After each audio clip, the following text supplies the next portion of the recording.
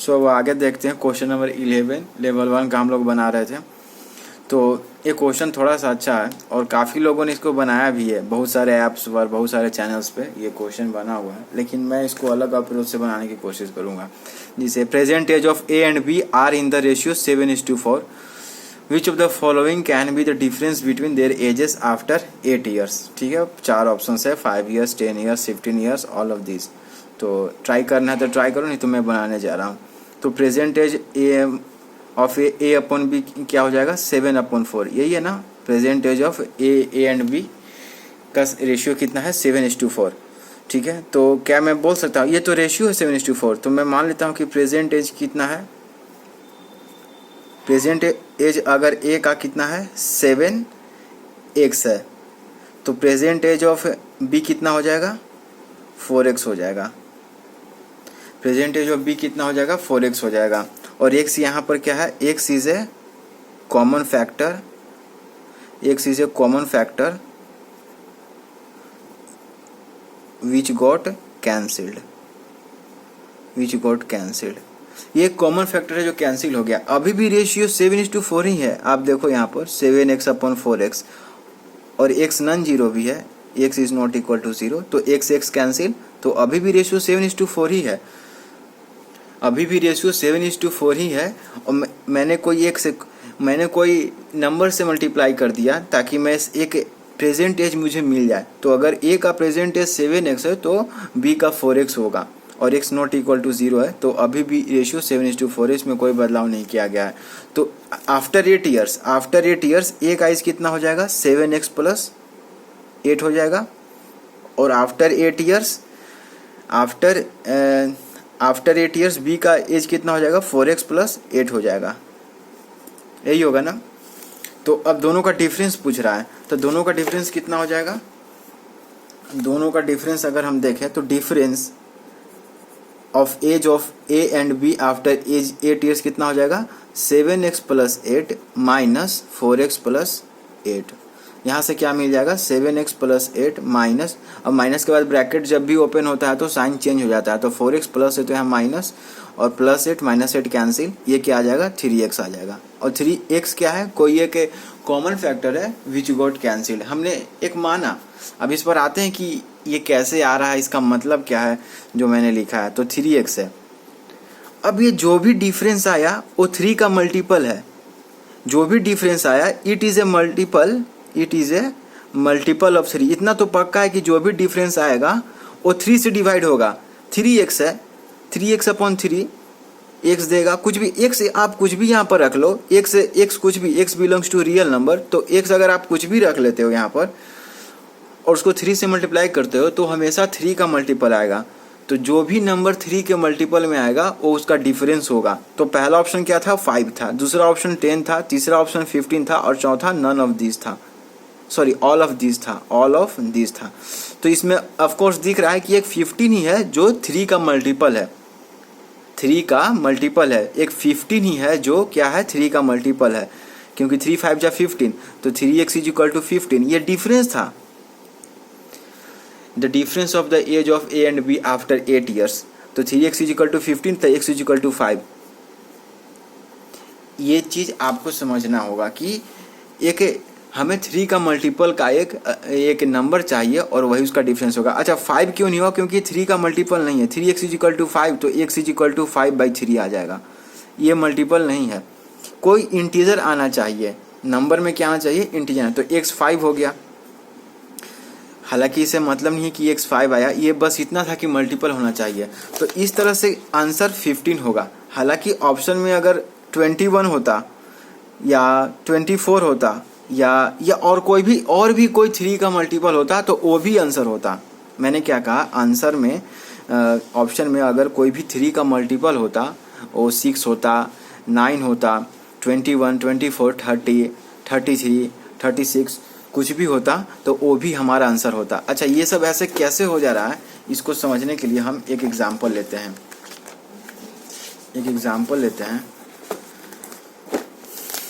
जैसे कि यहाँ पर एक छोटा सा एग्जाम्पल लेते हैं कि 7:4 था, तो 7x किसका हो गया, ए का एज, 4x किसका हो गया, बी का एज। तो x अच्छा x यहाँ पर कुछ भी हो सकता है। मान लो x को मैंने 2 पुट कर दिया, दोनों तरफ ऊपर नीचे 2 से मल्टीप्लाई कर। जब x इज इक्वल टू 2 है तो क्या आ जाएगा, a का एज कितना हो जाएगा 14 हो जाएगा और b का एज कितना हो जाएगा 8 हो जाएगा। अगर x 3 है तो a का एज कितना हो जाएगा 7 इंटू 3 अपन 4 इंटू 3, तो a का एज कितना हो जाएगा 21 और b का एज 12। तो a का एज 21 और b का एज 12। ये बात समझ में ये चीज़ आपको क्लियर होगा। अगर x एक और वैल्यू ले लेते हैं, अगर x मान लो 4 होगा, अगर x 4 है तो 7 into x is equal to 4 है, तो और 4 इंटू 4 तो 28 अपॉन 16। एक और ले लेते हैं, x इज इक्वल टू 5 तो 7 into 5 upon 4 into 5 is equal to कितना हो जाएगा 35 अपॉन 20। तो x इज इक्वल टू जब 4 है तो a का एज कितना आ रहा है 28 और b का एज कितना आ रहा है 16, और x इज इक्वल टू 5 है तो a का एज कितना आ जा रहा है 35 और b इज इक्वल टू 20। मैं ये सबसे ये बताना चाह रहा हूँ, जब x इज इक्वल टू 2 है, जब x इज इक्वल टू 3 है, जब x इज इक्वल टू 5 है, और भी ये केवल यहीं तक सीमित रहेगा। x कुछ भी हो सकता है, 1 2 3 4 5 6 7 8। इनफैक्ट x एक नॉन इंटीजर नंबर भी हो सकता है, नॉन इंटीजर नंबर भी हो सकता है, नॉन इंटीजर नंबर भी हो सकता है। ये मैं आपसे पूछना चाहता हूँ कि क्या x एक नॉन इंटीजर नंबर हो सकता है। अगर यहाँ पर ये चीज़ मैं, अगर ये सब तो इंटीजर है और 15 हमारा आंसर भी आ गया, लेकिन क्या अगर मान लेते हैं 9.6 ईयर होता, 9.6 ईयर एक ऑप्शन में होता और 9.6 3 से डिविजिबल है, वो हमें दिख रहा है 3 से डिविजिबल है, भले इंटीजर नहीं है लेकिन 3 से डिविजिबल है, तो क्या ये आंसर होता कि नहीं होता, ये मैं आपसे पूछना चाहता हूँ कि ये 3 से डिविजिबल है भले इंटीजर नहीं है, तो क्या ये आंसर होता कि नहीं होता, ये आप मुझे बताना इस चीज़ को। तो और आप इसका आंसर दे पाएंगे जैसे ही मैं आपको ये समझा दूंगा। तो जब x इज इक्वल टू 2 है तो a का एज कितना है 14 है, b का कितना है 8 है। जब x इज इक्वल टू 3 है तो a का एज 21 है और b का एज 12 हो गया। जब x इज इक्वल टू 4 है, और इस तरह से जाते जाएगा, मैं x कुछ भी ले सकता हूँ। और यहाँ पर x 4 है तो a का एज 28, b का 14, x 5 है तो a का एज 35, b का एज 20। अच्छा 8 ईयर्स बाद क्या होगा, 8 ईयर्स बाद तो दोनों का एज में +8 हो जाएगा, और फिर जब डिफरेंस लेंगे तो 8 तो कैंसिल हो जाएगा। इसका मतलब कुछ नहीं करना है, डिफरेंस केवल निकाल लेना है। तो 14 + 8 - 8 + 8 तो कितना आ जाएगा 6 आ जाएगा, डिफरेंस इन एज 6 आ जाएगा। यहाँ से क्या आ जाएगा 21 + 8 - 12 + 8 कितना आ जाएगा 9 आ जाएगा। यहाँ से क्या आ जाएगा difference in age of A and B after 8 years, तो आफ्टर 8 ईयर्स 28 + 8 - 16 + 8 कितना आ जाएगा 12 आ जाएगा। और यहाँ पर 35 + 8 - 20 + 8 कितना आ जाएगा 15। तो आप देख रहे हो ये 6, ये 9, ये 12, ये 15, हर बार आपको दिख रहा है कि ये 3 के मल्टीपल्स हैं। 3 2 जा 6, 3 3 जा 9, 3 4 जा 12, 3 5 जा 15। तो जो डिफरेंस इन एज है of A and B after 8 years, ये हमेशा 3 का मल्टीपल आ रहा है।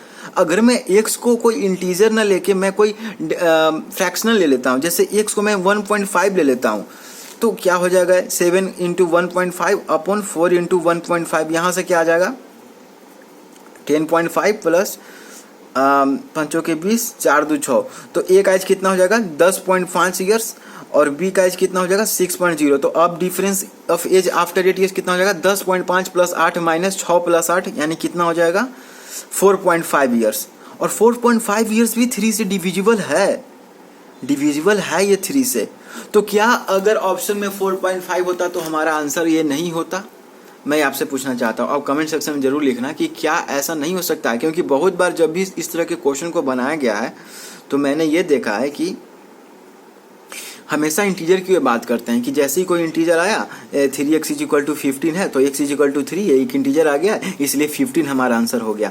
लेकिन मैं आपसे पूछना चाहता हूँ कि अगर 4.5 भी होता तो 3x = 4.5, तो x = कितना 1.5, ये भले इंटीजर नहीं है लेकिन ये 3 का तो मल्टीपल है ना। तो क्या ऑप्शन में 4.5 ईयर होता तो क्या वो आंसर होता, ये आप मुझे बताना कमेंट सेक्शन में। इस तरह से जो भी वैल्यू सेटिस्फाई करता है, आप देख रहे हो कि जो भी डिफरेंस आ रहा है वो हमेशा 3 का मल्टीपल आ रहा है, जो भी वैल्यू आ रहा है। और यहाँ पर 15 आ रहा है, तो अगर ऑप्शन में 12 होता तो 12 भी आंसर होता, आप ऑप्शन में 21 होता तो 21 भी आंसर होता। ये चीज़ बताना चाह रहा हूँ। इस तरह के क्वेश्चन को करने के लिए आप आगे और भी इस पर शायद बनाना है हमें, तो आई एम श्योर कि इसमें काफ़ी कुछ समझने को मिला होगा। और अब आगे बढ़ते हैं, तो हमारा आंसर कौन सा हो जाएगा? इसके लिए हमारा आंसर कौन सा हो जाएगा? 3 हो जाएगा। ऑप्शन नंबर मतलब जो भी हो 3 हो। ऑल ऑफ दिस तो नहीं होगा क्योंकि ऑल ऑफ दिस में 5 ईयर्स तो है नहीं, 10 ईयर्स तो है नहीं, तो ऑल ऑफ दिस तो होएगा ही नहीं। अब आते हैं 13 question number. If x plus Y upon x plus Y plus Z is equal to y plus Z upon x plus Y plus Z is equal to x plus Z upon x plus Y plus Z is equal to p, then which of the following can be the value of p. Of course यहाँ पर question में लिखना चाहिए था कि x plus Y plus Z is not equal to 0। ये चीज़ question में लिखना चाहिए क्योंकि डिनोमिनेटर कभी भी 0 नहीं हो सकता है, वो भी एग्जैक्ट 0 नहीं हो सकता है, अप्रोचिंग 0 हो सकता है, एग्जैक्ट 0 नहीं हो सकता है। ये आगे आपको जानना है। तो क्वेश्चन नंबर 13 काम करते हैं कि x प्लस वाई अपॉन, सबसे सिंपल मेथड से चलते हैं, इज इक्वल टू पी है, तो यहाँ से क्या आ जाएगा? x plus Y is equal to P times x plus Y plus Z आ जाएगा, ये आ जाएगा। उसी तरह से जब मैं y plus Z upon x plus Y plus Z is equal to P करूँगा तो y plus Z is equal to क्या आ जाएगा? p times x plus Y plus Z आ जाएगा। उसी तरह जब मैं x plus Z upon x plus Y plus Z is equal to P करूँगा तो x प्लस जेड कितना आ जाएगा? p times x plus Y plus Z. ये और कुछ नहीं है, जैसे मैंने इसको लिखा वैसे ही मैं एक y plus Z upon x plus Y plus Z is equal to p लिखता तो क्रॉस मल्टीप्लीकेशन होकर y plus Z is equal to p into x plus Y plus z. तो इक्वेशन नंबर 1 मिल गया, ये इक्वेशन नंबर 2 मिल गया, ये इक्वेशन नंबर 3 मिल गया। अब हमें p का वैल्यू निकालना है, तो हमें क्या करना होगा p का वैल्यू निकालने के लिए? तो मैं एक चीज़ क्या करता हूँ कि मैं equation number 1 plus equation number 2 plus equation number 3 कर देता हूँ। तो यहाँ से क्या मिल जाएगा?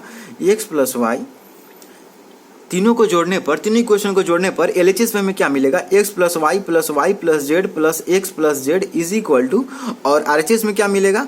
p times x plus y 3 into x plus Y plus z, यही मिलेगा ना, क्योंकि p times x plus Y plus z plus p times x plus Y plus z plus p times x plus Y plus z 3p into x plus Y plus z मिलेगा। और यहाँ से x plus x 2x हो जाएगा, y plus Y 2y हो जाएगा, z plus Z 2z हो जाएगा, और अगर 2 कॉमन ले लिए तो क्या बचेगा? x plus Y plus Z बचेगा is equal to 3 times p time X plus Y plus z.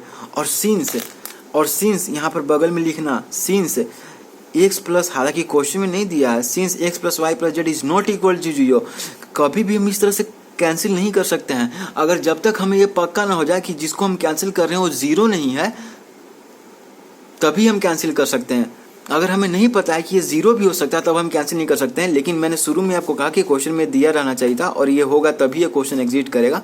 तो मुझे पता है कि x plus Y plus z 0 नहीं हो सकता, इसलिए मैं आराम से कैंसिल कर सकता हूँ। और यहाँ से p इज इक्वल टू क्या मिल जाएगा? 2/3 मिल जाएगा, 3/2 नहीं मिलेगा, 2/3 हो जाएगा। बहुत लोग यहाँ तक पहुँच के भी गलती कर देते हैं। तो p का वैल्यू क्या हो जाएगा? 2/3 हो जाएगा। p का वैल्यू क्या हो जाएगा? 2/3 हो जाएगा। ये रेशियो का मेथड से हम लोग चलते हैं कि रेशियो में हम इसको कैसे बना सकते हैं। बाकी आप उसको 3 इक्वेशन है, आप इसको ऐसे नहीं बना पाएंगे शायद, क्योंकि 3 इक्वेशन है और 4 अननोन है ना। 3 इक्वेशन है और 4 मेरे ख्याल से अननोन है, 3 ही इक्वेशन है ना।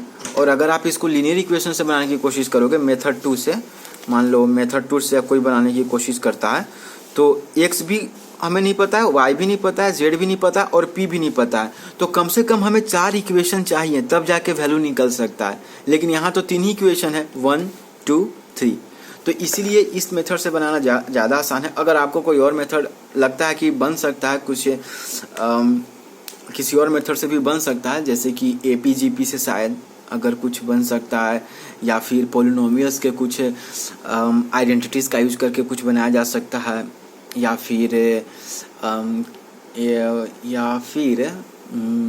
और किसी चीज़ से, ट्रिग्नोमेट्री या कोऑर्डिनेट ज्योमेट्री या वेक्टर या अलजेब्रा, कैलकुलस नहीं। तो मुझे लगता है कि अगर आपको और कोई मेथड पता है तो आप उसको ज़रूर बताना। मेथड 2 तक मैंने कहा कि लीनियर इक्वेशन है, तो उससे तो नहीं बन पाएगा क्योंकि कम से कम 4 इक्वेशन चाहिए जो कि हमारे पास नहीं है। और कोई अच्छी तरीका है तो आप प्लीज़ बताना कमेंट सेक्शन में, क्योंकि मैं हमेशा ज़्यादा से ज़्यादा तरीका ढूंढते रहता हूँ बनाने का। अब क्वेश्चन नंबर 14, ये लेवल 1 का ही है, क्लास 8 पियर्सन आईटी फाउंडेशन का। तो if x is equal to a minus B upon A plus B plus c is equal to b minus C upon A plus B plus c is equal to c minus D upon A plus B plus C d is equal to d minus a upon A plus B plus C d comma then x cube का value पूछ रहा है। और ये option 3 इसका सही है, तो आप ट्राई करो। ऑप्शन 3 अगर 0 आंसर आ रहा है तो आपका बिल्कुल सही है। वीडियो को पॉज कर लो, नहीं तो मैं बनाने जा रहा हूँ। ओके, तो यहाँ पर देखते हैं। अच्छा, यहाँ पर भी लिखना चाहिए था इसको क्वेश्चन में कि A plus B plus C plus D is not equal to 0। Question में लिखना चाहिए था, नहीं तो ये क्वेश्चन ही एग्जिस्ट नहीं करता। तो एक बार हम क्या करते हैं कि हमें एक्स क्यूब का वैल्यू फाइंड करना है। तो अगर एक्स फाइंड हो गया तो उसका क्यूब वैल्यू फाइंड ही हो जाएगा। तो एक बार मैं इसको ऐसे लिखता हूँ कि a minus B upon A plus, उसी तरह से फिर से वही बात हो जाएगी, b plus C plus D is equal to क्या हो जाएगा, एक्स। तो यहाँ से क्या हो जाएगा, A minus B is equal to, ध्यान दो ये जो ऊपर को क्या कहते हैं एंटीसीडेंट और नीचे वाले को कंसिक्वेंट, कंसिक्वेंट। क्वांटिटी में कुछ ना कुछ सेम है, नीचे ए है बी है ऊपर ए बी है, नीचे बी है सी है ऊपर बी सी है, नीचे सी है डी है ऊपर सी डी है, नीचे डी है ए है ऊपर डी और ए है। तो जब भी हम देख रहे हैं कि यहाँ पर कुछ ना कुछ मिल रहा है, हमें कुछ ना कुछ कॉमन है एंटीसीडेंट और कॉन्सिक्वेंट में, या फिर कहो न्यूमरेटर या डिनोमिनेटर में, तो हम सोचते हैं कि क्यों ना कुछ इक्वेशन बनाया जाए, शायद कैंसिल भी हो सकता है क्योंकि यहाँ माइनस का साइन है। तो जब भी माइनस का साइन देखे तो इक्वेशन बनाने की कोशिश करो। ये मुझे कहाँ से मुझे लगा कि ऐसा करना चाहिए। देखो मैं क्या लिखने जा रहा हूँ, इसको मल्टीप्लाई करता हूँ क्रॉस मल्टीप्लीकेशन, तो A plus B plus C plus D हो जाएगा, यह पहला इक्वेशन। उसी तरह से अगर मैं B minus C upon A plus B plus C plus D is equal to X लिख दूं तो वहां से क्या मिलेगा, B minus C is equal to X times A plus B plus C plus D. उसी तरह से अगर मैं सी माइनस डी अपॉन ए प्लस बी प्लस सी प्लस डी को किसके एक्स के बराबर लिख दूं तो क्या मिलेगा, C minus D is equal to X times, देख रहे हो यहाँ पर पैटर्न तुमको दिख रहा है, जरूर दिख रहा होगा। और फिर d minus a upon A plus B plus C plus D is equal to x कर दूं तो क्या आ जाएगा, डी माइनस ए। अच्छा, मैं ऐसा ही क्यों लिख रहा हूँ, मैं मतलब A plus B plus C plus D upon A minus B upon X भी तो लिख सकता था, लेकिन उस लिखने से मुझे कुछ फ़ायदा ज़्यादा नहीं होगा, लेकिन ऐसे लिखने से मुझे कुछ फ़ायदा होगा और मैं अभी बताता हूँ। ये पहला इक्वेशन मान लो आपके लिए, दूसरा इक्वेशन, ये तीसरा और ये चौथा।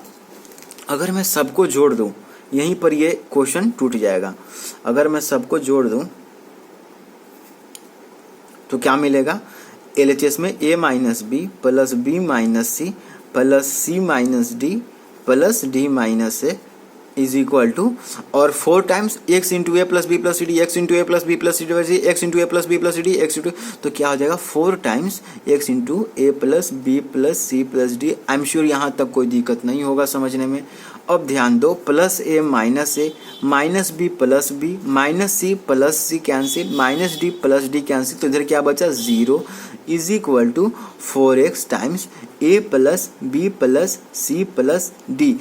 अच्छा, क्वेश्चन में अगर नहीं भी दिया है तो यहाँ से हमें समझना होगा कि a plus B plus C plus d कभी भी 0 नहीं हो सकता, क्योंकि अगर 0 हो गया तो ये क्वेश्चन एग्जिस्ट ही नहीं करेगा। और तो इसीलिए अगर दो नंबर से 4 तो 0 है नहीं, इसका मतलब या तो x 0 है या तो a plus B plus C plus d 0 है। लेकिन हमें पता है कि a plus B plus C plus d इस क्वेश्चन में 0 नहीं हो सकता है, नहीं तो क्वेश्चन ये एग्जिस्ट नहीं करेगा, क्योंकि इसकी वैल्यू इन्फिनिटी भी नहीं, नॉट डिफाइन आ जाएगा। हम पता, तो इसका मतलब x ही 0 होना चाहिए। तो यहाँ से क्या मिलेगा, x इज इक्वल टू 0। ये 0 नहीं हो सकता है, क्योंकि ये अगर 0 हो गया तो क्वेश्चन ही नॉट डिफाइन होगा, डिनोमिनेटर कभी भी 0 नहीं हो सकता। इसका मतलब x से 0 होगा, और x 0 है तो x क्यूब भी तो 0 होगा, इसीलिए हमारा आंसर क्या हो जाएगा, x क्यूब इक्वल टू 0। मैंने इसको एक मेथड से बनाया, क्या आप दूसरा मेथड सोच सकते हो। और एक चीज़ और बताना चाहता हूँ इसमें कि APGP जब पढ़ाया जाएगा, जब बताया जाएगा, तो आप इसको समझ सकते हो कि क्यों इसका आंसर 0 आया। इसका आंसर 0 आने के पीछे बहुत इंटरेस्टिंग फैक्ट है। किसी दिन बताऊंगा कि ये क्वेश्चन क्यों इतना इंटरेस्टिंग है, क्योंकि नीचे तो 0 नहीं आ रहा है। इसका मतलब क्या सब 0 है, ये भी 0, ये भी 0, ये भी 0। आई मीन इसका मतलब तो ये होता है ना कि A is equal to B is equal to C is equal to D है ना। इसका मतलब तो यही हुआ ना कि अगर x जब 0 है तो a is equal to B है, B is equal to C है, C is equal to D है और D is equal to A है। इसका मतलब कि A is equal to B is equal to C is equal to D है और चारों नंबर आपस में बराबर हैं। चारों नंबर क्या हैं? आपस में बराबर हैं।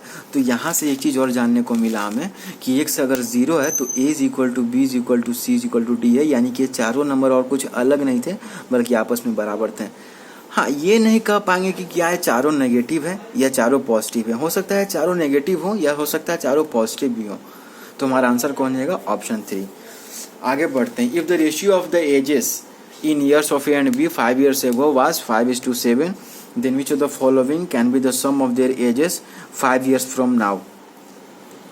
ऑप्शन 1 90, 98, 92, 87। ऑप्शन 3 सही है 92। अगर ऑप्शन 3 आपका आ रहा है तो बहुत अच्छा है, नहीं तो इसको मैं बनाने जा रहा हूँ। तो 5:7, तो आज से 5 साल पहले, ये मान लो ये आज है टुडे, तो आज से 5 साल पहले, मतलब नीचे इसको दिखाता हूँ -5 है, ठीक है, और आज से 5 साल बाद +5। तो आज से 5 साल पहले ए और बी का एज का रेशियो कितना था? 5/7। तो मान लेते हैं कि आज से 5 साल पहले ए का एज कितना था? 5x था आज से 5 साल पहले। तो बी का एज कितना हो जाएगा? 7x हो जाएगा। और x क्या है? x is a common factor which got cancelled, आप ऐसा कह सकते हो। तो 5 साल पहले ए का एज 5x था, बी का एज 7x था आज से 5 साल पहले। तो आज से 5 साल बाद ए का एज कितना हो जाएगा? तो 5 साल पहले 5x था, तो आज से 5 साल पहले बी का एज 5x था, ए का एज 5x था और बी का 7x था। तो आज से 5 साल बाद, 5 + 5 हो जाएगा ना ए का age of A after 5 years।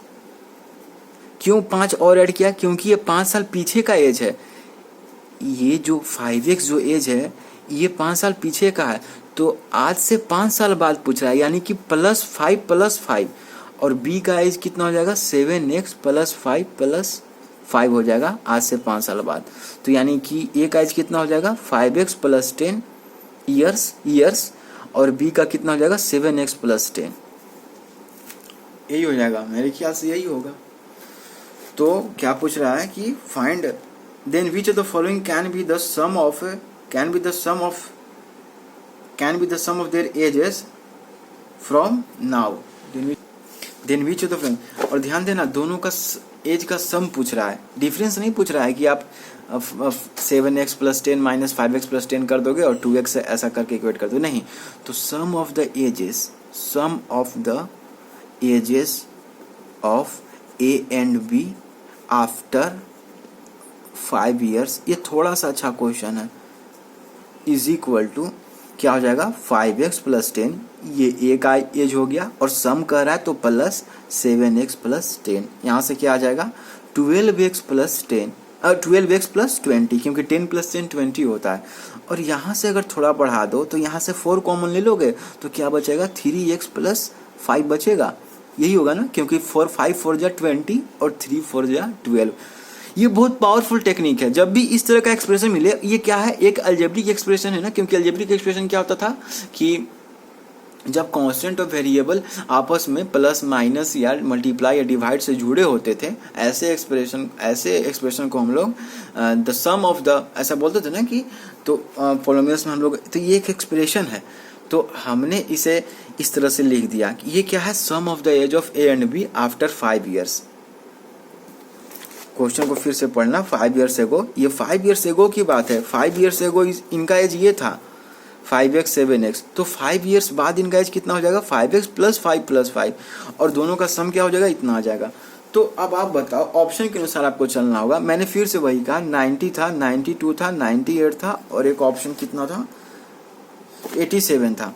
तो आपको क्या लगता है कि कौन सा ऑप्शन सही है? क्योंकि इसमें जो भी 4 से डिविजिबल होगा वही हमारा आंसर हो सकता है। इसमें जो भी ऑप्शन 4 से डिविजिबल होगा वही हमारा पॉसिबल आंसर हो सकता है। तो इसमें से कौन 4 से डिविजिबल है? ये डिविजिबल आपको दिख रहा है, बाकी और कोई डिविजिबल नहीं है 4 से। ये भी डिविजिबल नहीं है, ये भी डिविजिबल नहीं है, ये भी डिविजिबल नहीं है। इसका मतलब हमारा आंसर 92 होगा। अच्छा, तो 92 होगा तो क्या अगर 96 होता ऑप्शन में तो क्या वो भी सही होता? बिल्कुल सही होता। क्या ऑप्शन में 100 होता तो क्या वो भी सही होता? बिल्कुल सही होता। क्या ऑप्शन में 88 होता तो भी सही होता? हाँ, क्योंकि वो 4 से डिविजिबल है। तो ऐसा क्यों हो पा रहा है? तो सबसे पहला जो क्वेश्चन मैंने बताया था उसी की तरह इसको भी बनाना है। मान लो x = 2 है, मान लेते हैं x = 2 है, तो यहाँ से क्या आ जाएगा हमारा 4 × 6 + 5, यहाँ से क्या आ जाएगा 44 आ जाएगा। जो भी वैल्यू आएगा और 4 से डिविजिबल आएगा। तो हमारा डिफरेंस ऑफ एज 92 कब आएगा? किस वैल्यू, x के किस वैल्यू पर ये 92 आएगा? क्या लगता है? ये 13 चाहिए तो ये 4 दूनी 8 और 4 तिया 12, 23 चाहिए ना। तो 23 कब होगा? जब 18। तो जब x = 6 पुट करेंगे तो 4 × 18 + 5 और ये कितना हो जाएगा? 92 हो जाएगा। ये चीज़ आ रही बात? तो ये एक जनरल एक्सप्रेशन है कि इसका sum of the ages of the A and B after 5 years. ये एक जनरल एक्सप्रेशन है और बहुत विस्तार से मैंने बताया है कि कब कब ऐसा हो सकता है। अगर आज से मान लो जब x = 6 रखोगे तो ये सम ऑफ द एजेस 92 आएगा। x = 6 रखने का क्या मतलब है कि आज से 5 साल पहले एक एज कितना होता? 5 × 6 यानी 30 साल। और आज से 5 साल पहले b का एज कितना होता? 7 × 6 यानी कि 42 साल। यही होता आज से, यही होता ना, क्योंकि ए का एज 5x है 5 साल पहले और बी का एज 57x है 5 साल पहले। तो आज से 5 साल बाद ए का एज कितना हो जाएगा? तो 30 + 10 यानी ए का एज आज से 5 साल बाद 40 हो जाएगा। और तो 5 जोड़ना चाहिए था ना, नहीं, ये 5 साल पहले का है तो 5 साल पहले का तो 5 जोड़ेंगे तो आज का हो जाएगा और फिर 5 जोड़ेंगे तो फिर उसके बाद का हो जाएगा। तो इसीलिए 10 जोड़ा रहा है। 5 + 5 और बी का कितना हो जाएगा? 42 + 10 यानी कि 52। ये चीज़ आप देख पा रहे हो? तो दोनों का एज इतना हो गया, ये दोनों का एज हो गया आज से 5 साल बाद। ये 5 साल पहले का एज है और आज से 5 साल के बाद का एज ए और बी का इतना है। तो दोनों को जोड़ो तो क्या है? 92 नहीं दे रहा है। तो इस तरह के कई सारे पेयर आ सकते हैं, इनफाइनाइट पेयर आ सकते हैं। आपको बस आंसर में उसको पॉसिबल आपको देखना है कि कौन सा ऑप्शन सही है। सो हमारा ऑप्शन कौन सा सही हो गया? ऑप्शन नंबर 3 सही हो गया। One day the ratio of the number of first class and second class passenger, first class यानी कि जिसमें काफ़ी सारी सुविधा होती हैं। कोई ट्रेन में वही बोलते हैं कि फर्स्ट क्लास है तो उसमें एसी वगैरह होगा, सेकंड क्लास में थोड़ा पंखा वगैरह या उतना साफ़ सफाई शायद नहीं होगा या यहाँ पर ज़्यादा सजावट होगी। तो फर्स्ट क्लास में ऑफकोर्स टिकट ज़्यादा होगा और फर्स्ट क्लास में कम लोग ट्रैवल भी करेंगे। फर्स्ट क्लास जो कोच होते हैं पैसेंजर ट्रेन में उसमें कम लोग ट्रैवल, क्योंकि इतना ज़्यादा पैसा सबको, बहुत लोग के पास नहीं होता है। तो ऑफकोर्स फर्स्ट क्लास में कम लोग सफ़र करते हैं क्योंकि इसमें टिकट का भाड़ा ज़्यादा होता है और सेकंड क्लास में ज़्यादा लोग सफ़र करते हैं क्योंकि टिकट का भाड़ा कम होता है। तो रेशियो ऑफ द नंबर देखो, तो नंबर का रेशियो कितना है? 1:30 है। एक दिन ऐसा मतलब देखा गया कि फर्स्ट क्लास में जो लोग ट्रैवल कर रहे हैं उस ट्रेन में वो और सेकंड क्लास में जो ट्रैवल कर रहे हैं उनका रेशियो 1:30 यानी कि हर 30 आदमी जो सेकंड क्लास में ट्रैवल कर रहा है उस पर केवल एक आदमी फर्स्ट क्लास का ट्रैवल कर रहा है। ये चीज़ रेशियो यानी कि फर्स्ट क्लास में बहुत कम लोग ट्रैवल कर रहे हैं सेकंड क्लास की अपेक्षा में। और the ratio of the first class and second class fares मतलब भाड़ा है ना, टिकट का जो अमाउंट होता है 3:1। यहाँ पर फर्स्ट क्लास का टिकट का अमाउंट ज़्यादा है, 3 गुना है और सेकंड क्लास में 30 गुना ज़्यादा लोग चल रहे हैं, बैठे हुए हैं।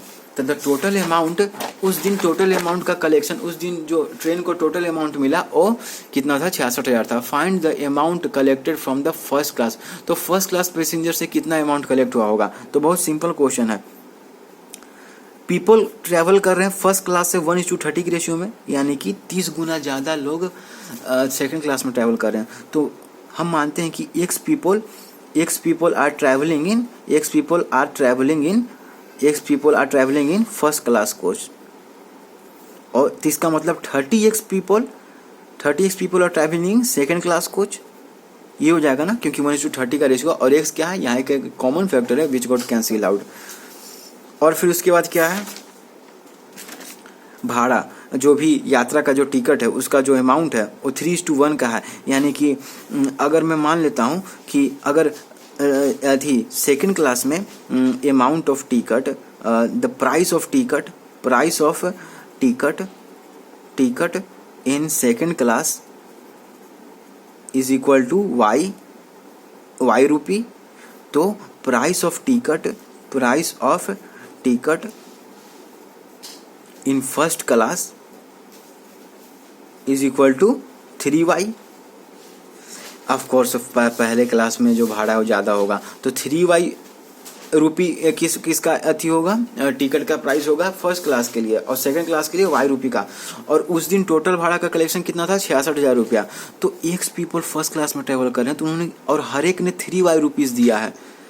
एक आदमी ने फर्स्ट क्लास में 3y रुपये दिया है और फर्स्ट क्लास में एक्स पीपल ट्रैवल कर रहे हैं, तो टोटल पैसा कितना आया होगा फर्स्ट क्लास से, x into 3y। 30x people travel कर रहे हैं सेकंड क्लास में, और हर एक जो सेकंड क्लास में ट्रैवल कर रहा है उसने कितना रुपया दिया है, y रुपीज़ दिया है। तो सेकंड क्लास से कितना टोटल अमाउंट आया होगा ट्रेन को, जो टिकट का जो अमाउंट आया होगा, जो भी प्राइस है वो 30x इंटू वाई। और ये टोटल अमाउंट किसका है, फर्स्ट क्लास से जितना टिकट का प्राइस है, और सेकंड क्लास से जितना टिकट का हमारा फेयर है, और टोटल कितना है, 66,000 रुपये है। यही है ना। तो यहाँ से क्या हो जाएगा, ये 33xy इज इक्वल टू 66,000। यहाँ से क्या हो जाएगा, xy is equal to 2 times 2,000 रुपये, यही हो जाएगा 2,000 रुपये। तो फर्स्ट क्लास से find the amount collected from the first class में जाए, तो फर्स्ट क्लास है तो amount collected from first class passenger, amount collected from first class passenger कितना हो जाएगा, कितना था amount collected first class passenger 3xy, और amount collected from second class passenger कितना था 30xy, और टोटल को जोड़ दिया तो टोटल अमाउंट आ गया था, जो कि हमें दिया भी हुआ था क्वेश्चन में, ये 66,000 रुपया। तो यहाँ से हम देखते हैं, तो हमारा यहाँ से कितना आंसर आएगा, 3xy होना चाहिए। ये फर्स्ट क्लास से पूछा, तो 3 इंटू 2,000, ये आज का रुपी तो ऐसे लिखा था है ना, तो ये 6,000 हमारा आंसर हो जाएगा। तो फर्स्ट क्लास से कितना पैसा आया, 6,000 रुपये। अच्छा, सेकंड क्लास से पूछता तो आंसर कितना होता, तो 30xy, तो ये 3 इंटू, और xy का वैल्यू, हमें x का अलग अलग वैल्यू या y का अलग अलग वैल्यू पता करने की जरूरत नहीं है, क्योंकि इससे काम चल जा रहा है हमारा। हम xy को वैल्यू को पुट करके हम पता लगा ले रहे हैं कि amount collected from first class, amount collected from second class coach कितना आ रहा है, या सेकंड क्लास पैसेंजर। तो सेकंड क्लास के लिए 30 इंटू xy यानी 2,000, और 3 दूनी 6, 0 0 0 0, तो 60,000 रुपये। आप देख पा रहे हो कि ऐसे भी मिडिल क्लास सेकंड क्लास से ज़्यादा पैसा आता है, सेकंड क्लास पैसेंजर ज़्यादा रुपये, 60,000 रुपये सेकंड क्लास से आ रहे हैं, और 6,000 रुपये फर्स्ट क्लास से। तो हम फर्स्ट क्लास के बारे में पूछ रहा था, तो 6,000 रुपये, ऑप्शन नंबर 2 सही है। आई एम होप कि इस तरह के क्वेश्चन कभी भी आएंगे तो आप इसको बना सकते हो अलग अलग करके। इसमें ये नहीं कि यहाँ पर भी आप रेशियो एक ही मान लेना, यहाँ पर भी क्या मान लेना कि एक से, जरूरी नहीं है कि जितने लोग ट्रैवल कर रहे हैं फर्स्ट क्लास में उतना ही प्राइस किसका हो, सेकंड क्लास टिकट का हो, ये जरूरी तो नहीं ना है। तो यहाँ पर आप रुपी y या x के छोड़ के और दूसरा चीज़ आप मान सकते हो कि ये मानो, लेकिन यहाँ पर आप x नहीं मान सकते हो ना, रेशियो अभी भी। तो इसीलिए यहाँ पर जो आपने माना है x 30x, उसी तरह यहाँ पर x 3y x 3x मत मान लेना। जरूरी नहीं है कि जितने लोग फर्स्ट क्लास में ट्रैवल कर रहे हैं उतना ही पर टिकट का दाम हो सेकंड क्लास पैसेंजर के लिए, इसीलिए एक्स नहीं मान सकते। ये दिया भी नहीं हुआ है कि ऐसा कुछ है, तो हम अलग मान लेते हैं, और हमने ये सब किया और यहाँ तक हम आए और हमारा आंसर आ गया। आई होप कि ये समझ में आया होगा। थोड़ा सा अच्छा क्वेश्चन था। और 18 क्वेश्चन नंबर अगर आप देखो कि income of A and B are 35,000 and 4,200 respectively, 3,500 and 4,200 respectively. The ratio of savings of A and B is 4:3 and ratio of the expenditure is 3:4. तो A और B का सेविंग कितना है, 4:3 का है। तो मान लेते हैं कि, तो सेविंग्स मान लेते हैं A का कितना हो जाएगा, 4x हो जाएगा, where x is a common factor which got cancelled out, और सेविंग्स ऑफ B कितना हो जाएगा, 3x हो जाएगा। अगर ए का सेविंग 4x है तो बी का सेविंग्स 3x हो जाएगा। हमें माना ना x कुछ भी 2 3 4 5 6 या नॉन इंटीजर नंबर भी हो सकता है। हमने कर लिया तो 4x जब होगा तो तब 3x होगा। अभी भी रेशियो 4:4 ही है हमने, और x नॉट इक्वल टू 0 तो सबको पता ही है। अच्छा, ये तो सेविंग्स की बात हो गई। एक्सपेंडिचर का रेशियो कितना है, तो एक्सपेंडिचर ऑफ ए कितना हो जाएगा, 3:4 का है ना, तो अगर एक्सपेंडिचर ऑफ ए 3y हो गया, 3x मत मान लेना, तो एक्सपेंडिचर ऑफ बी कितना हो जाएगा, 4y हो जाएगा। रेशियो अभी भी 3:4 का ही है। अच्छा, फाइंड द सेविंग्स ऑफ ए, तो ए का सेविंग्स पूछ रहा है। तो जब भी सेविंग्स की बात हो तो सेविंग्स इज इक्वल टू, ध्यान देना, savings is equal to expenditure, savings is equal to income minus expenditure. बस ये सबको पता है कि आपकी बचत कितनी है, तो आप कितना कमाते हैं और फिर आप कितना खर्चा करते हैं। तो जितना आप कमाते हैं उसमें से आप जितना खर्चा करते हैं उसको घटा देंगे तो आपको ये मिल जाएगा कि आपका कितना पैसा बच रहा है। तो सेविंग्स, तो यहाँ से हमें क्या मिलेगा, तो सेविंग्स ए का कितना है, 4x है। ए के लिए सेविंग्स कितना है, 4x, और ए का इनकम कितना है, 3500 रुपये, माइनस एक्सपेंडिचर कितना है का, 3y। तो यहाँ से क्या आ जाएगा, एक इक्वेशन मिल जाएगा, 4x plus 3y is equal to 3500। ये ए के लिए। बी के लिए क्या हालचाल है, तो बी का सेविंग्स कितना है, बी का सेविंग्स कितना है, इधर सेविंग्स है 3x इज इक्वल टू, और बी का इनकम कितना है 4200 रुपीज़, और बी का एक्सपेंडिचर कितना है 4y है। तो यहाँ से क्या मिल जाएगा, दो इक्वेशन मिल जाएगा, 3x प्लस 4y। एक मिनट, कुछ दिक्कत है क्या,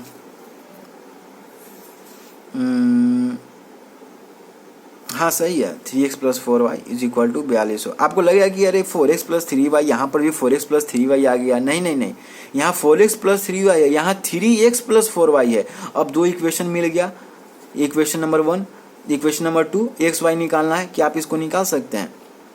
आंसर 1 इसका सही होगा, 800 रुपीज़ का आंसर आएगा।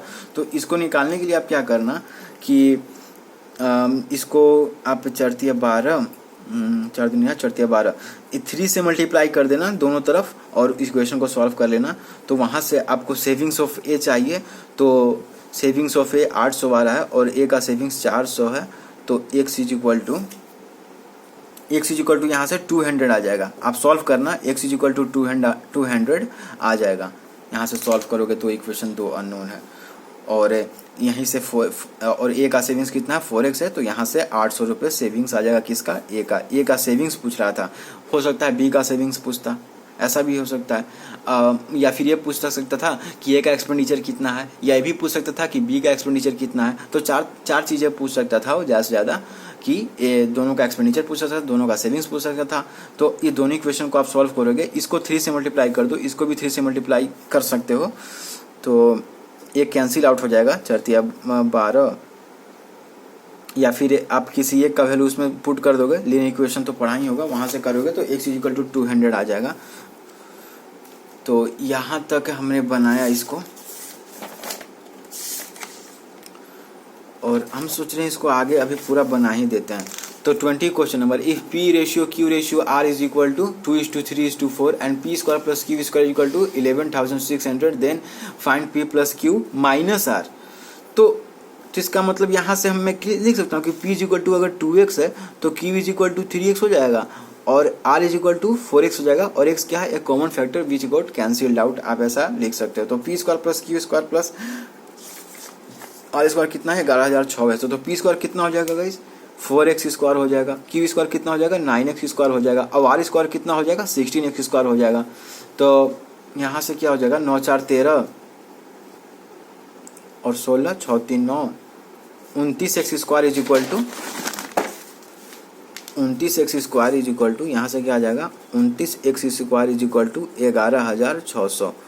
तो यहाँ से आप करोगे तो शायद मेरे ख्याल से 9 5 बताए, 9 6 54, 9 63, 9 4 36, हाँ 9 4 36, 4 दूनी 8 दूनी 11। तो यहाँ से क्या आ जाएगा, x square is equal to 400 और x इज इक्वल टू 20। -20 तो नहीं होगा, क्योंकि -20 मेरे ख्याल से -20 आप यहाँ नहीं लेना, क्योंकि x is equal two plus -20 आ रहा है, लेकिन मैं प्लस वाले वैल्यू को क्यों लेकर चल रहा हूँ, -20 मैं क्यों नहीं लेकर चल रहा हूँ, ये आप मुझे बताना कि मैं क्यों नहीं इसको ले रहा हूँ। तो यहाँ से p का वैल्यू आ जाएगा, p 2x था तो p 40 हो जाएगा। इस तरह से q निकाल लेना, 3x था तो ये 60 हो जाएगा, और r कितना था, r था 4x था तो r कितना हो जाएगा, 80 हो जाएगा। तो p plus q minus r यानी कि 100 माइनस 80 इज इक्वल टू 20 हो जाएगा, यानी कि हमारा आंसर कितना हो जाएगा, 20 हो जाएगा। इस तरह से आप इसको बना सकते हो 20। अच्छा, माइनस लेते तो माइनस से भी क्या सेम आंसर आता, आप ये चेक करके बताना कि अगर -40 -60 और +80 तो -20 आंसर आ जाता। लेकिन माइनस में क्यों नहीं ले रहा हूँ ये चीज़ आप मुझे बताना, ठीक है। अब आते हैं 22 क्वेश्चन नंबर में। If 3a + 4b ratio 3a - 4b, तो 3a + 4b upon 3a - 4b is equal to 3c + 8d upon 3c - 8d। यहाँ पर आपको कुछ दिख रहा है, अगर आप ये देखो कि अगर इस पूरे को कैपिटल A मान लो, अगर मैं 3a को कैपिटल A मान लेता हूँ, 4b को कैपिटल B मान लेता हूँ, और 3c को मैं कैपिटल C मान लेता हूँ, और 8d को मैं कैपिटल D मान लेता हूँ, तो ये क्वेश्चन और कुछ नहीं था बल्कि a + b upon a - b is equal to c + d upon capital C + capital D upon capital C - d। ये दिख रहा है। और ये मैंने कहा था ना कि जब भी a upon b is equal to c upon d हो तो कंपोनेंडो डिविडेंडो से a + b upon a - b is equal to c + d upon c - d होता है। तो अगर ऐसा भी हो रहा है तो इसका मतलब ये भी तो हो सकता है, इसका उल्टा भी तो सही है। तो यहाँ से मैं डायरेक्ट लिख सकता हूँ कि 3a upon 4b is equal to, हालांकि एक और तरीका है, इतना माइनस इतना अपॉन इतना प्लस इतना, ऐसा भी इस पर क्वेश्चन बनाया हुआ है, तो आप जाकर देख लेना। अपॉन 8d, 3 से 3 कैंसिल, 4 2 = 8, तो यहाँ से क्या आ जाएगा, 2ad is equal to bc आ जाएगा। तो हमारा ये आंसर हो जाएगा 2ad is equal to bc। Option number second सही है, ये आंसर हो जाएगा। ये चीज़ आपको दिख रहा है। तो यहाँ पर जब भी ऐसा है तो इसका मतलब ये होता है कि capital A upon capital B is equal to capital C upon capital D, और कैपिटल A का वैल्यू 3 है, कैपिटल B का वैल्यू 4b है, और इसको आप रिप्लेस कर देना। मैंने इसलिए माना ताकि मुझे साफ साफ दिख जाए कि ये इस फॉर्म में लिखा हुआ है, और अगर इस फॉर्म में लिखा हुआ है तो इसका मतलब capital A upon capital B is equal to capital C upon capital D भी सही होगा। तो ये 2ad is equal to bc, ये हमारा आंसर आया। तो ऑप्शन नंबर 2 सही है। Question number 23। तो 23 जो भी दिया हुआ है इसमें आप बहुत आसानी से बना सकते हो। मान लेते हैं कि सॉल्यूशन है कि P upon Q is equal to R upon S is equal to T upon U। मान लेते हैं कि A के बराबर है, तो P इज इक्वल टू क्या हो जाएगा, KQ, R is equal to क्या हो जाएगा, SK, T is equal to क्या हो जाएगा, UK। यही होगा। अगर मान लेता हूँ कि ये सब रेशियो K के बराबर है, जो कि बहुत आसान तरीका है इसी तरह से बनाने का। अधिकतर रेशियो के सवाल आप कभी भी बनाते हो ना, जब भी मैथ्स में भी 11-12 में आगे हुए, कुछ मान लेना इसको, क्योंकि बिना माने नहीं बनता है। कैसे लीनियर इक्वेशन में x मानते हैं तब जाके, उसी तरह रेशियो भी अगर कोई मान लेते हो कि अब रेशियो k है इसका या कुछ भी, तो आसानी हो जाती है। तब हमें रिलेशन मिल जाता है किसके किसके बीच में, एंटीसीडेंट और कंसिक्वेंट के बीच में रिलेशन मिल जाता है, हमें न्यूमरेटर डिनोमिनेटर के बीच में रिलेशन मिल जाता है, या यूँ कहें कि एंटीसीडेंट कंसिक्वेंट के बीच में हमें रिलेशन मिल जाता है। तो हमें से क्या पूछ रहा है कि p² + r² + t² upon Q² + S² + E²। इस क्वेश्चन को मैं जैसे मैंने बनाया है वैसे मैं बता रहा हूँ। तो मैं क्यों नहीं कि ऊपर के सभी वैल्यू को Q, S और U के टर्म में लिख दूं। अगर मैं ऊपर के सभी वैल्यू को Q, S या U के टर्म में लिख दूं तो क्या बन सकता है, बिल्कुल बन सकता है। तो P की जगह अगर मैं KQ लिख दूं तो K² U² प्लस R की जगह क्या लिख लूँगा, SK, लेकिन R² है तो क्या लिखूंगा, S² K² प्लस T की जगह UK लिख दूं तो U² K² upon Q² plus S² plus E²। यही क्या हो जाएगा हमारा, अगर K² तीनों में कॉमन है तो K² upon Q² plus S² plus E² upon Q² plus S² plus E² हो गया। अच्छा, ये कैंसिल हो गया, और क्योंकि और यहाँ से किस लिए कैंसिल कर पा रहे हैं, क्योंकि Q² plus S² is not equal to 0 लिख देना बगल में, Q² plus S² plus E² is not equal to 0, क्योंकि 0 होता अगर हो जाता तो ये क्वेश्चन ही डिफाइन नहीं होता, ये क्वेश्चन ही नहीं बनता। तो यहाँ से क्या आ गया, वैल्यू K² के बराबर आ गया, यानी इसका वैल्यू और कुछ नहीं बल्कि क्या है, इसका वैल्यू कुछ नहीं बल्कि ये जो आप देख रहे हो P square plus R square, इसका वैल्यू कुछ नहीं के स्क्वायर के बराबर आया है के स्क्वायर के बराबर। और के क्या था, इन तीनों का क्या बोलते हैं, इनके रेशियो के बराबर था, यानी कि के स्क्वायर के बराबर है, यानी कि पी अपॉन क्यू, यानी कि P upon Q into R upon S बराबर R into T upon S into U बराबर T into P upon U into Q. इसका वैल्यू इन तीनों के बराबर हो सकता है, इसका वैल्यू इन तीनों के बराबर हो सकता है, लेकिन ऑप्शन में तो ऐसा है नहीं कहीं। ये तो पी आर टी है अपॉन क्यू एस यू, तो होगा नहीं, 1 भी नहीं होगा और ये क्यू वाला भी नहीं होगा। ऑप्शन नंबर 4 सही है, क्योंकि अगर आप यहाँ पर भी पी की जगह के पुट करोगे, के क्यू, आर की जगह आर एस, टी की जगह यू के, तो के कॉमन आ जाएगा और q plus S plus you ऊपर भी और q plus S plus you नीचे भी कैंसिल हो जाएगा और k बचेगा और k का स्क्वायर k स्क्वायर दे देगा। तो हालांकि ऑप्शन में अगर P R upon Q S होता तो वो सही होता, ऑप्शन में अगर आर टी अपॉन ए सी होता तो भी वो सही होता, और ऑप्शन में अगर T P upon you Q होता तो भी वो सही होता। ये तीनों में से कोई भी ऑप्शन में होता तो ये सही होते, और ये भी सही है, ये मैंने बताया ना। तो दरअसल आपको बना के दोबारा आपको इसको भी सॉल्व करना होगा, तब जाके ये आ रहा था। तो इस तरह से आप इसको बना सकते हो।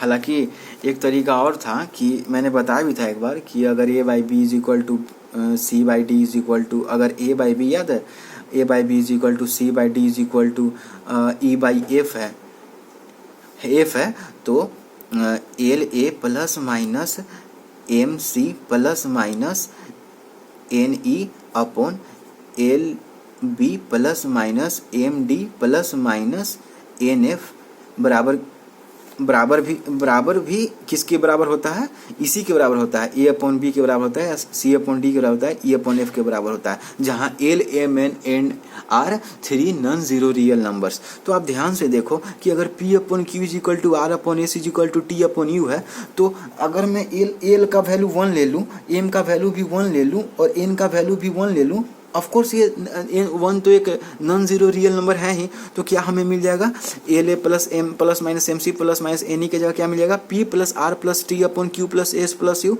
तो इसका वैल्यू क्या हो जाएगा, इस टोटल का वैल्यू क्या हो जाएगा, अंदर में पी बाई क्यू के बराबर हो जाएगा, पी बाई क्यू के बराबर हो जाएगा, या ये आर बाई एस के बराबर हो जाएगा, या टी बाई यू के बराबर हो जाएगा, और फिर होल स्क्वायर है दोनों का, तो यानी इसका वैल्यू और कुछ नहीं बल्कि P square upon Q square के बराबर है, या इसी का वैल्यू किसके बराबर है, R square upon S square के बराबर है, या T square upon U square के बराबर है। और हर एक रेशियो किसके बराबर हमने लिया था, के बराबर, यानी कि के स्क्वायर फिर से आ गया। ये आप वहाँ से भी सोच सकते हो, पहला मेथड मैंने कहाँ से बताया आपको, इस तरह से बनाना, ये के स्क्वायर आ गया और फिर उसी में फिर पी की जगह यहाँ पर चेक कर लेना, यहाँ भी के स्क्वायर आ जा रहा है, पहला मेथड। दूसरा मेथड मैंने क्या बताया, जो मैंने क्लास में करवाया था, आपको एक जगह कराया था कि अगर A by B equal to C by D है equal to E by F है, तो एल ए प्लस माइनस है बराबर भी इसी के बराबर होता है। तो आप ये देखा कि अरे यहाँ पर तो ऐसा बन रहा है, तो ये यानी कि पी बाई क्यू के बराबर है, या फिर आर बाई एस के बराबर है, या फिर टी बाई यू के बराबर है, और पी बाई क्यू तो के बराबर है, और बाहर में स्क्वायरिंग लगा हुआ है, तो यानी के स्क्वायर तो वहाँ से भी आ गया, तो वो मेथड 2 से बन जाएगा। Question number 29. For 20 students, the mess bill for 12 days is 700 rupees. In how many days will the mess bill be 4,900 for 80 student? तो ये भी रेशियो का ही क्वेश्चन है। सोल्यूशन 20 स्टूडेंट्स हैं 12 डेज है, तो मेस का बिल कितना आ रहा है, 7,000 रुपया। तो अगर 8 स्टूडेंट्स हैं और मुझे नहीं पता है, तो मान लेता हूँ कि x days 8 students x days खाना खाएं, तो मेस का बिल 4,900 रुपया आएगा। यही पूछ रहा है ना कि कितने दिन अगर 8 स्टूडेंट हो और मेस का बिल इतना आया है, तो उन 8 स्टूडेंट ने कितने दिन तक खाना खाया। अगर 20 स्टूडेंट होते हैं और वे 12 दिन तक खाना खाते हैं, तो मेस का बिल 7,000 रुपया आता है। तो अगर 8 स्टूडेंट कितने दिन तक खाना खाएं कि 49 रुपये का बिल आए, मेस का बिल। तो एक बात बता मुझे, जितने ज़्यादा स्टूडेंट्स होंगे, जितने ज़्यादा, ध्यान से सुनना, जितने ज़्यादा स्टूडेंट्स होंगे और जितने दिन तक खाना खाएंगे, जितने ज़्यादा दिन तक खाना खाएंगे उतना ज़्यादा मेस का बिल आएगा। ये आप समझ पा रहे होंगे कि जितने ज़्यादा स्टूडेंट्स होंगे और जितने ज़्यादा दिन बढ़ते जाएंगे उतना ही ज़्यादा बिल आएगा, क्योंकि हर जैसे स्टूडेंट बढ़ते जाएगा खाना भी बढ़ते जाएगा, बिल भी बढ़ते जाएगा, और एक लड़का ज़्यादा दिन तक खाना खाते जाता है तो और बिल बढ़ते जाएगा। तो इसका मतलब ये हुआ कि आप अगर देखोगे इसका मतलब ये हुआ कि 20 into 12 into 700, okay, 20 into 12 into 700, और एक जगह क्या है 8 इंटू एक्स इंटू 4900।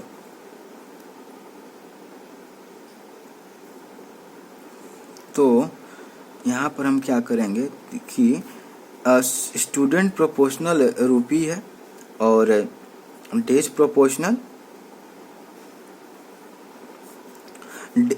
तो स्टूडेंट प्रोपोर्शनल रुपी है, जितने ज़्यादा स्टूडेंट होंगे उतना ज़्यादा मेस का बिल आएगा, और जितने ज़्यादा दिन बढ़ते जाएंगे उतना ज़्यादा भी मेस का बिल आएगा। यानी कि हम इसको ऐसे लिख सकते हैं कि 20 इंटू 12 अपॉन क्या लिखेंगे, x into 8 is equal to 7,000 upon 4,900। ये चीज़ आपको, ये डायरेक्टली प्रोपोर्शनल का रिलेशन है। Student into days is directly proportional to the mess bill.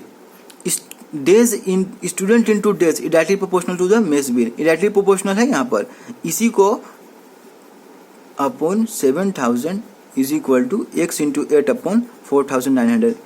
आपको याद है फॉर्मूला जिसमें लिखा हुआ था कि स्टूडेंट या फिर मेन स्टूडेंट इंटू